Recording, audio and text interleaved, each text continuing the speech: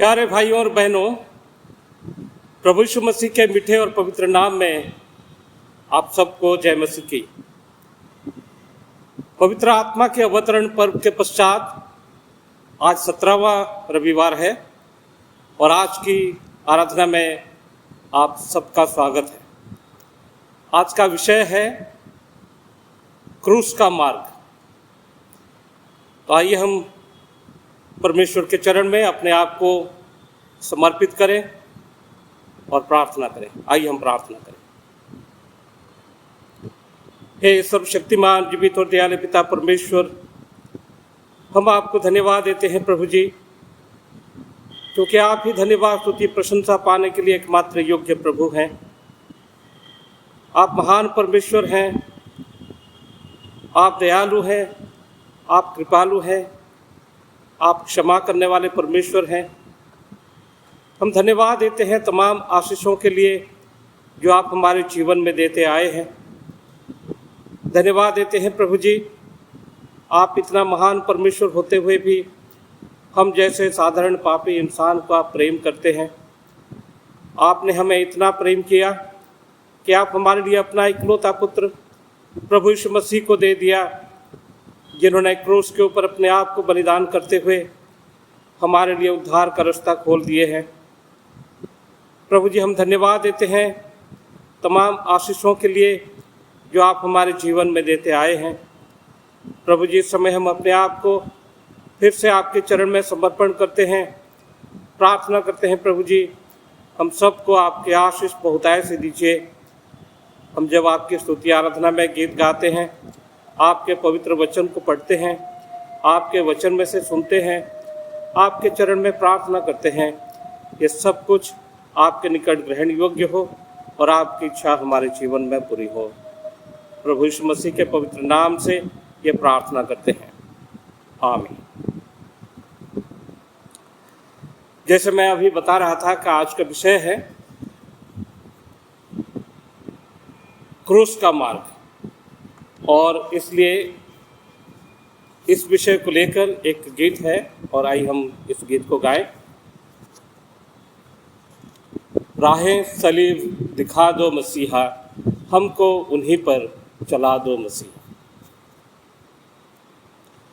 राहें सलीब दिखा दो मसीहा, हमको उन्हीं पर चला दो मसीहा।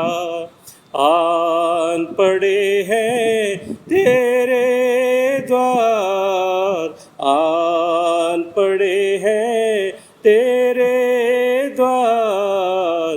राहें सलीब दिखा दो मसीहा, हमको उन्हीं पर चला दो मसीहा। रोते रोते जीवन बीता, आज जहाँ से क्यों मन रूठा। रोते रोते जीवन बीता, आज जहाँ से क्यों मन रूठा। मुझको गले से लगा लो मसीहा, मुझको गले से लगा लो मसीहा। राहें सलीब दिखा दो मसीहा, हमको उन्हीं पर चला दो मसीहा।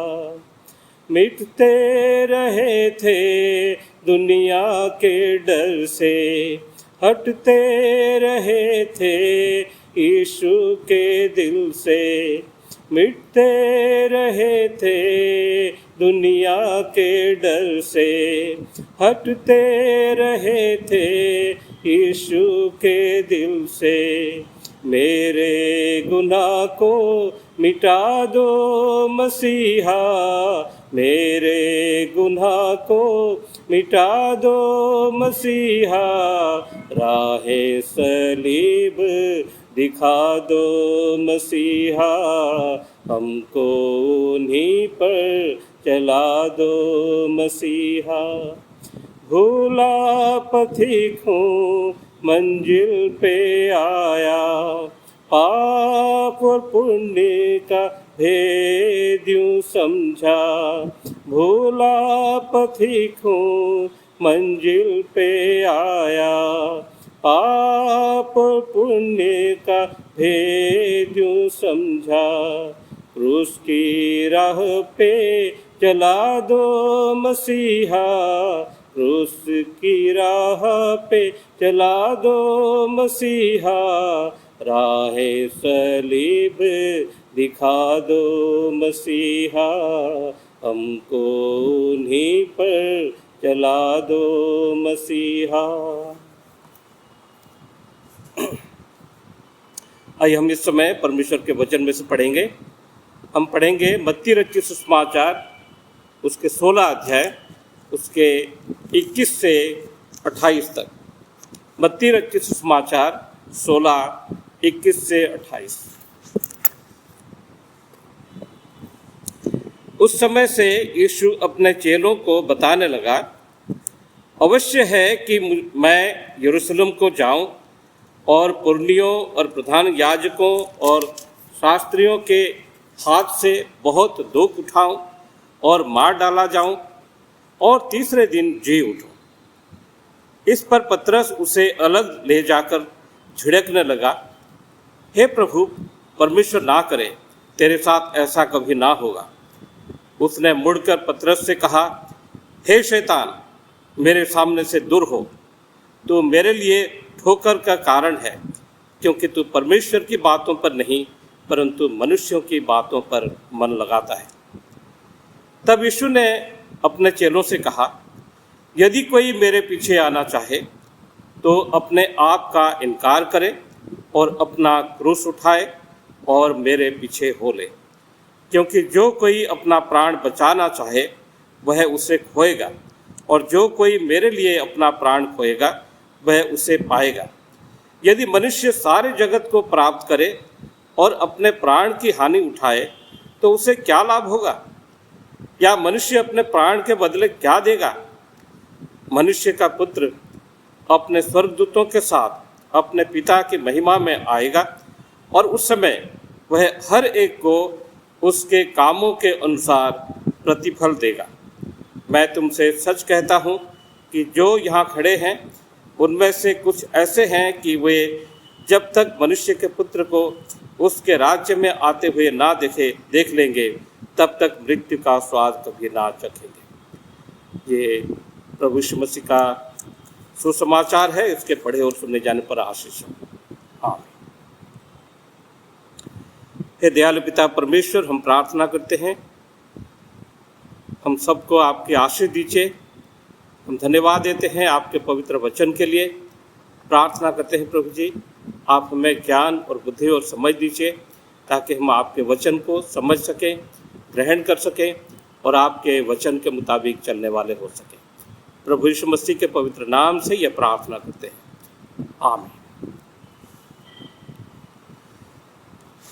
नीति वचन के 16 अध्याय के 25 पद में लिखा जाता है, ऐसा भी मार्ग है जो मनुष्य की दृष्टि में सरल जान पड़ता है, लेकिन उसके अंत में मृत्यु होती है।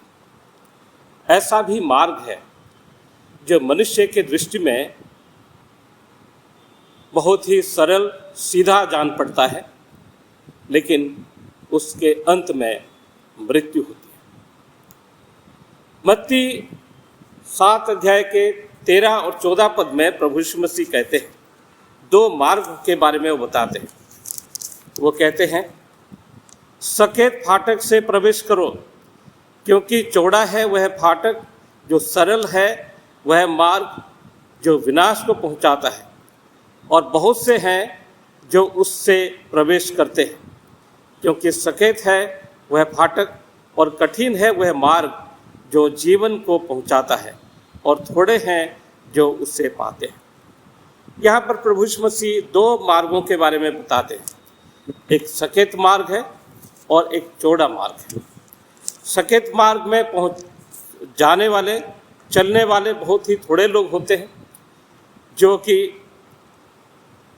बहुत ही कठिन होता है और वो जीवन तक पहुंचाता है। लेकिन जो चौड़ा मार्ग है वो बहुत सरल लगता है, बहुत सीधा लगता है, लेकिन वो विनाश को पहुंचाता है। मनुष्य के सामने हमेशा ये चुनौती होती है कि कौन सा मार्ग चुने, और जिस तरह से वो चुनता है उसी के उस हिसाब से उसका परिणाम होता है, उसको प्रतिफल मिलता है। प्रभु यीशु मसीह कहते हैं, जीवन का मार्ग मैं ही हूँ, मैं हूँ मार्ग हूँ, मैं हूँ सत्य हूँ, मैं हूँ जीवन। प्रभु यीशु मसीह का मार्ग है क्रूस का मार्ग। जो मार्ग गत्सेमनी के बगीचे से होकर गोलगता तक पहुंचती है। गत्सेमनी ऐसी जगह जहाँ पे प्रभु यीशु मसीह के जीवन की एक बहुत बड़ी परीक्षा उनके सामने आई थी। उस परीक्षा में प्रभु यीशु मसीह ये सोच रहे थे, क्या मैं अपना बचाव करूं या पिता का आज्ञा का पालन करूं? क्या मैं दुख को हटा दूं या क्रूस तक मैं चला जाऊं? गेत्सेमनी वही जगह है जहां पे यीशु मसीह का अपना ही एक चेला यीशु मसीह को दुश्मनों के हाथ पकड़ा दिया था। गेत्सेमनी वही जगह है जहां पे प्रभु यीशु मसीह के अपने चेले यीशु मसीह को अकेले छोड़ के चले गए थे। गेत्सेमनी ऐसी जगह है जहां जीवन में परीक्षाएं आती हैं, जहां अपने भी आपको छोड़ के चले जाते हैं, जहां अपने भी आपके विरोध में आपके खिलाफ हो जाते हैं, आपको हानि पहुंचाने के लिए, नुकसान पहुंचाने के लिए कोशिश करते हैं। वो जगह सही नहीं है जहां आपको रहना है, लेकिन वहां से आपको चलना है गोलगता की तरफ। गोलगता जहां प्रभु यीशु मसीह को क्रूस पर चढ़ाया गया था, जहां पर हम देखते हैं सारे संसार के लोगों के लिए उन्होंने दुख उठाया, तकलीफ उठाई, परेशानी उठाई, क्रूस की मृत्यु को उन्होंने सह ली। गोलगता वही जगह है जहाँ पर प्रभु यीशु मसीह ने अपने चेलों के लिए, दुश्मनों के लिए, जिन्होंने उनको क्रूस पर चढ़ाया, उन लोगों के लिए, संसार के सब पापियों के लिए पिता परमेश्वर से प्रार्थना करते हैं, पिता इन्हें क्षमा कर, क्योंकि ये क्या करते जानते नहीं हैं। गोलगता वही जगह है जहाँ से संसार के सारे पापियों के लिए प्रभु यीशु मसीह का उस अनुग्रह का खून बहता गया, और उस खून के द्वारा लोगों को उद्धार मिल सकता है। दो मार्ग है जो जिन मार्गों में से एक आपको चुनना है। एक जीवन का मार्ग है और दूसरा विनाश का मार्ग है। जो विनाश का मार्ग है वो आपको बहुत सहज, बहुत सरल, बहुत सीधा लगेगा, लेकिन उसके अंत में मृत्यु ही होती है। लेकिन जो जीवन का मार्ग है वो सकेत है, और उस मार्ग में दुख है, तकलीफ है, कठिनाई है, वो क्रूस का मार्ग है। और उस क्रूस को मार्ग को अगर आप चुनते हैं तो है प्रभु यीशु मसीह का मार्ग, आप जीवन में प्रवेश कर पाएंगे। आप उस क्रूस के मार्ग पर चल रहे हैं या नहीं, इसे कैसे आप पहचान सकेंगे? कैसे आप जान सकेंगे कि आप क्रूस के मार्ग पर चल रहे हैं या नहीं? इसके 4 चिन्ह हैं, और इन चिन्हों के द्वारा पता चलेगा कि आप क्रूस के मार्ग पर चल रहे हैं या नहीं चल रहे हैं। पहला चिन्ह तो ये है कि अगर आप क्रूस के मार्ग में चल रहे हैं तो आपके जीवन में बहुत सारी कठिनाई आएगी, क्लेश आएगा, कष्ट आएगा, दुख उठाने पड़ेंगे, तकलीफ उठाने पड़ेंगे, और वो सब कुछ प्रभु यीशु मसीह के लिए। आप अगर कोई गलती करते हैं, पाप करते हैं, और उसके लिए आपके जीवन में कष्ट तकलीफ आते हैं, वो तो आपको मिलना ही है नहीं। लेकिन अगर यीशु मसीह के ऊपर विश्वास करने की वजह से, यीशु मसीह के मार्ग पर चलने की वजह से आपके जीवन में कष्ट आते हैं, कठिनाई आते हैं, तो आप क्रूस के मार्ग पर चल रहे हैं। दूसरा चिन्ह है, जो क्रूस का मार्ग है, उस मार्ग में जो चलने वाले हैं उनके जीवन में दया होती है, करुणा होती है। दूसरे लोगों के प्रति, जो दुख में है, तकलीफ में है, परेशानी में है, समस्या में है, संकट में है, ऐसे लोगों के प्रति उनके दिल में करुणा और दया पैदा होती है। अगर आप क्रूस के मार्ग पर चल रहे हैं तो दूसरों के दुखों को भी महसूस कर पाएंगे। सिर्फ खुद दुख उठाएंगे इतना ही नहीं, बल्कि दूसरों के दुखों को, तकलीफ़ों को भी आप महसूस कर पाएंगे और उनकी मदद कर पाएंगे। तीसरा चिन्ह है, जो क्रूस के मार्ग पर चलते हैं वो दूसरों को माफ़ करते हैं। तो क्षमा का मार्ग है। जिस तरह से प्रभु यीशु मसीह क्रूस के ऊपर से पिता से प्रार्थना की और कहा, पिता इन्हें क्षमा कर, क्योंकि ये क्या करते जानते नहीं हैं।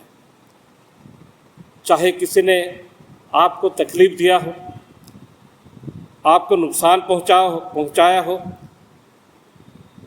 आप उसे माफ़ करें। वो माफ़ी मांगे या ना मांगे, लेकिन आप उसे माफ़ करें, क्योंकि क्रूस का मार्ग क्षमा का मार्ग है। चौथा चिन्ह है, क्रूस का मार्ग है त्याग और बलिदान का मार्ग। त्याग और बलिदान का मार्ग। प्रभु यीशु मसीह सारे संसार के लिए अपने आप को बलिदान कर दिया, अपना जीवन त्याग दिया, ताकि लोगों को, संसार के लोगों को जो उन पर विश्वास करते हैं, उनको जीवन मिल सके।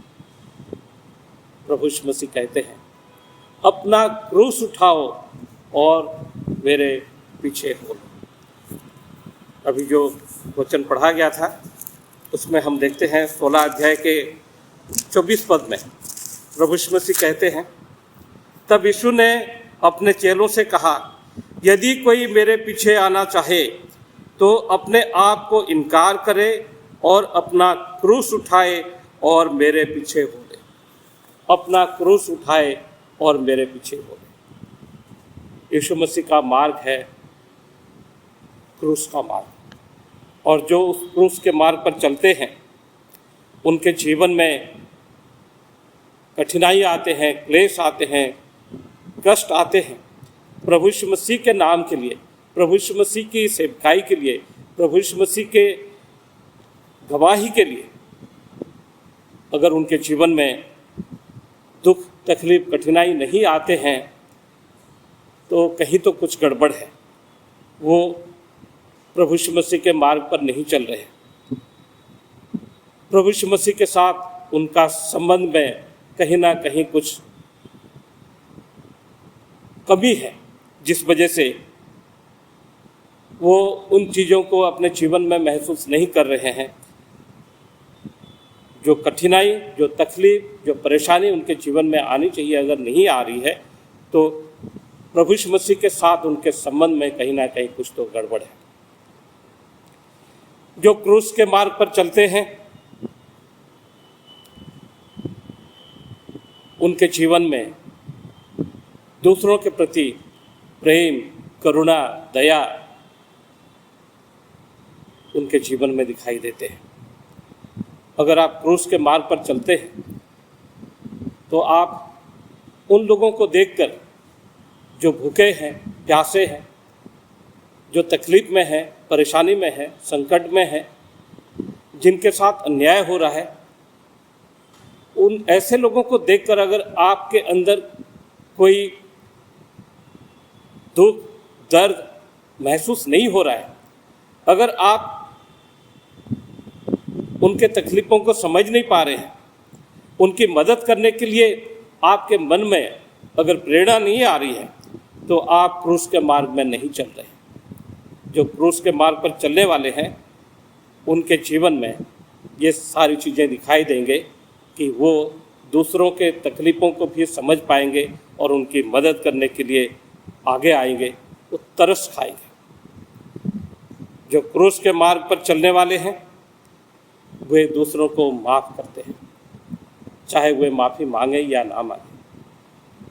अगर किसी ने भी आपको किसी प्रकार से तकलीफ़ पहुंचाया है, ठेस पहुंचाया है, आपका नुकसान किया है, आपके खिलाफ कुछ किया है, चाहे वो आपसे माफ़ी मांगे या ना मांगे, आप उसे माफ़ करें। अगर आप उसे माफ़ नहीं कर पाते हैं, तो आप क्रूस के मार्ग पर नहीं चल रहे। अगर आप क्रूस के मार्ग पर चल रहे हैं, तो आप त्याग और बलिदान का जीवन जिएंगे। आप उन सारी चीज़ों को त्याग देंगे जिससे प्रभु यीशु मसीह की बदनामी होती है, जिससे प्रभु यीशु मसीह को दुख पहुंचता है। जैसे कि आपके गंदे काम, गंदे विचार, गंदी सोच, गंदी आदतें जो प्रभु यीशु मसीह को दुख पहुंचाते हैं, उन चीज़ों को आपको त्याग करना है। और ऐसे लोग जो आपको गलत रास्ते में ले जा सकते हैं, ऐसे लोगों की संगति से आपको दूर रहना है। अगर आप अपना सब कुछ, अपना सर्वश्रेष्ठ प्रभु यीशु मसीह के लिए त्याग नहीं करते हैं, जिन चीज़ों को आप सबसे ज़्यादा प्यार करते हैं, सबसे ज़्यादा चाहते हैं, यीशु मसीह की खातिर अगर आप उनको त्याग नहीं कर पाते हैं, तो आप क्रूस के मार्ग पर नहीं चल रहे। जो प्रभु यीशु मसीह के मार्ग पर चलते हैं, वो क्रूस उठाकर उनके पीछे हो लेते हैं। जैसे प्रभु यीशु मसीह कहते हैं, क्रूस उठाए, यदि कोई मेरे पीछे आना चाहे तो अपने आप को इनकार करे और अपना क्रूस उठाए और मेरे पीछे हो ले। यदि मनुष्य सारे जगत को प्राप्त करे और अपने प्राण की हानि उठाए, तो उसे क्या लाभ होगा? या मनुष्य अपने प्राण के बदले क्या देगा? सारा जगत भी अगर आपको मिल जाए और आप अपने प्राण का हानि उठाते हैं, तो क्या लाभ है? बल्कि इससे तो अच्छा है कि इस संसार में चाहे आप सब कुछ खो दें, लेकिन जो अनंत जीवन प्रभु यीशु मसीह देते हैं, उसको कभी ना खोएं। क्योंकि अगर उसे खो देते हैं, तो आपको कुछ भी हासिल नहीं होगा। प्रभु यीशु मसीह का मार्ग है क्रूस का मार्ग। प्रभु यीशु मसीह अपने जीवन के द्वारा इससे प्रमाणित किया। फिलिपियों की पत्री उसके 2 अध्याय के 5 से 11 तक अगर हम पढ़ते हैं, तो वहाँ लिखा जाता है कि प्रभु यीशु मसीह ने अपने आप को पिता की इच्छा के निकट संपूर्ण रूप से समर्पित किया। उन्होंने अपने आप को शून्य कर दिया, दास का रूप धारण किया और पिता के आज्ञाकारी रहे, यहाँ तक कि क्रूस की मृत्यु तक उन्होंने सह ली। ये है प्रभु यीशु मसीह का मार्ग, जिन्होंने पिता की इच्छा को पूरा करने के लिए अपना सब कुछ त्याग कर दिया। उन्होंने अपने आप को शून्य कर दिया, दास का रूप धारण किया। मरकुस उसके 10 अध्याय के 45 पद में प्रभु यीशु मसीह कहते हैं कि मनुष्य का पुत्र इसलिए नहीं आया कि उसकी सेवा टहल की जाए, लेकिन इसलिए आया कि वो सेवा टहल करे। दूसरे लोग उनकी सेवा करें इसलिए वो नहीं आए थे, लेकिन दूसरों की सेवा करने के लिए प्रभु यीशु मसीह आए थे। और इसका एक उदाहरण भी उन्होंने दिखा दिया, जो हम यूहन्ना 13 अध्याय में देखते हैं, जब उन्होंने अपने चेलों के पैर धो दिए और कहा कि मैं तुम्हारा गुरु, तुम्हारा प्रभु होकर अगर तुम्हारा पैर धोता हूँ तो तुम्हें भी एक दूसरे के पैर धोना चाहिए, एक दूसरे को नम्र करना चाहिए, एक दूसरे की सेवा करनी चाहिए। ये प्रभु यीशु मसीह का मार्ग है। और इस मार्ग पर अगर आप चलते हैं, अपने आप को शून्य करना है, प्रभु का दास बनना है और सब कुछ उनके खातिर त्याग करने के लिए उनके आज्ञाकारी बनना है, तब प्रभु आपको नीचे से उठाकर ऊंचाई तक ले आएंगे, जिस तरह से प्रभु यीशु मसीह को उन्होंने किया। जब उन्होंने क्रूस पर अपने आप को बलिदान कर दिया तो सबसे पहले तो पिता परमेश्वर ने मुर्दों में से उनको तीसरे दिन जिला दिया, मुर्दों में से तीसरे दिन जिला दिया, और वो पुनरुत्थान का पहला फल बने। पहला फल कहने का मतलब है प्रभु यीशु मसीह का पुनरुत्थान हो गया है। अब जो कोई उन पर विश्वास करेगा वो कभी नहीं मरेगा, अगर वो मर भी जाए तो भी जिएगा, उसका भी पुनरुत्थान होगा। और प्रभु यीशु मसीह को पिता ने सबसे बड़ा नाम दिया, सबसे ऊंचा नाम दिया, सबसे ऊंचा स्थान दिया, अपने दाहिनी ओर उनको बैठने के लिए जगह दी, और ऐसा एक नाम दिया जिस नाम से दुनिया के सब लोग घुटने टेकेंगे और हर एक जीव अंगीकार करेगा कि यीशु मसीह ही प्रभु है। जो क्रूस के मार्ग पर चलते हैं, प्रभु उनको नीचे से ऊपर उठाकर ऊपर तक पहुंचा देता है। प्रभु आपको जो आशीष देंगे, जिस ऊंचाई तक आपको ले जाएंगे, आप सोच भी नहीं पाएंगे। प्रभु यीशु मसीह में प्यारे भाइयों और बहनों, प्रभु यीशु मसीह के मार्ग पर चलिए, क्रूस के मार्ग पर चलिए। चाहे उस मार्ग में कठिनाई आए, क्लेश आए, कष्ट आए, तकलीफ आए, उस मार्ग पर चलिए। उस मार्ग पर चलिए जहाँ दूसरों के प्रति आपके मन में करुणा पैदा हो, दया पैदा हो, आप उनकी मदद करें। उस मार्ग पर चलिए जिस मार्ग में आप दूसरों को क्षमा कर सकें। उस मार्ग पर चलिए जहां आपको त्याग और बलिदान करना जरूरी पड़ सके और उसे आप कर सकें। तब परमेश्वर आपको नीचे से उठाकर बहुत ऊंचाई तक ले जाएगी, और सबसे बड़ी बात, अपने राज्य में आपको स्थान देंगे। परमेश्वर के राज्य में अनंत जीवन के साथ आप हमेशा हमेशा के लिए रहेंगे। इससे बड़ी बात और कुछ भी हमारे लिए नहीं हो सकती। और इसलिए आइए प्रिय भाई और बहनों, प्रभु यीशु मसीह के मार्ग पर चलें, क्रूस के मार्ग पर चलें, और हम उस अनंत जीवन को प्राप्त करें। प्रभु हम सबको बहुत बहुत आशीष दें। आमीन। आइए हम प्रार्थना करें। दयालु पिता परमेश्वर, हम आपको धन्यवाद देते हैं आपके पवित्र वचन के लिए। प्रार्थना करते हैं प्रभु जी, आप में सामर्थ्य दीजिए, समझ दीजिए, ताकि हम प्रभु यीशु मसीह के मार्ग पर चल सके, क्रूस के मार्ग पर चल सके और आपकी इच्छा को पूरी कर सकें। हम कमज़ोर इंसान हैं प्रभु जी, हमारे जीवन में कई बार परीक्षाएं आते हैं, कई बार हम गिर जाते हैं, कई बार हम गलत रास्ता चुन लेते हैं।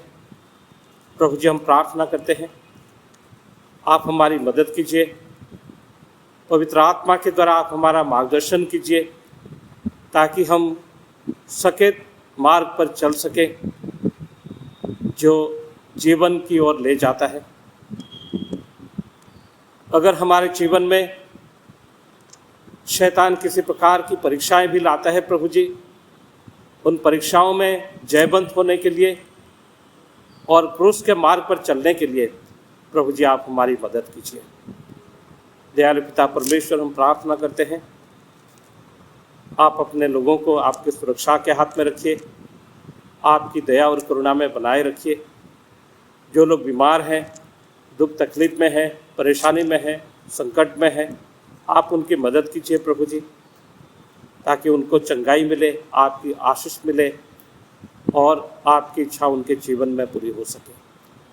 प्रभु जी, हम फिर से अपने आप को आपके चरण में समर्पण करते हैं।